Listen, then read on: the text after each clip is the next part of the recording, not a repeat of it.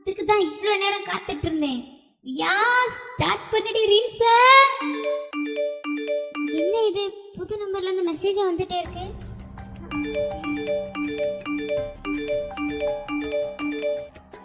ஏ ரியா, எங்கடி போற?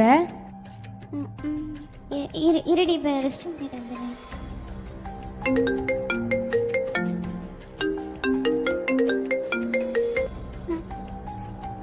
ஹலோ, என்ன போட்டோ எல்லாம் பாத்தியா? ஹாட்டா இருக்குதா?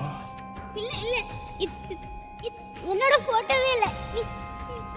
நீ போட்டோ வச்சு இப்படி அசிங்கமா மாப்பிங் பண்ணி வச்சிருக்கீங்க. ஏன் ஏன் இப்படி எல்லாம் பண்றீங்க?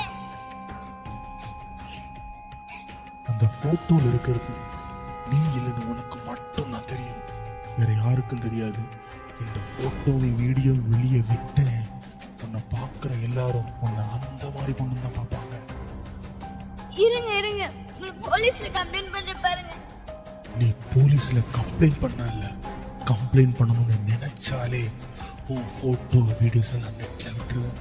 அதுக்கப்புறம் உன் காலேஜ், வீடு, தெருவு, அவன் இவன், பக்கத்து வீட்டுக்காரன், ஏத்து வீட்டுக்காரன், மேல் வீட்டுக்காரன், கீழ் வீட்டுக்காரன், போறவன் வரவன் எல்லாவனும் உன்னை அந்த மாதிரி பொண்ணு தான் பார்ப்பான். அதுக்கும் மேல உன்னை பெத்து எடுத்து பாசத்தை கொட்டி வளர்த்த உங்க அம்மா இந்த அவமானம் தாங்க முடியாம நடு வீட்டுல நாண்டுகிட்டு தொங்குவா. இதெல்லாம் நீ பார்க்கணுமா? ஒழுங்கா நான் சொல்றத மட்டும் கேளு. ப்ளீஸ் என்ன விட்டுருங்க, என்ன விட்டுருங்க ப்ளீஸ்.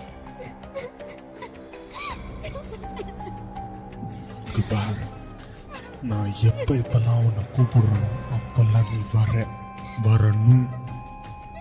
நாளைக்கு நைட்டு 9 மணிக்குள்ள ஈசிஆர் லாட்ஜில் 13ஆம் நம்பர் ரூமுக்கு வர. ஏன் எதுக்குன்னு எதை பத்தியும் கேட்காம வர. ஏதாச்சும் பண்ணி தப்பிக்கலான்னு நினைச்ச வீடியோ நெட்ல விட்டு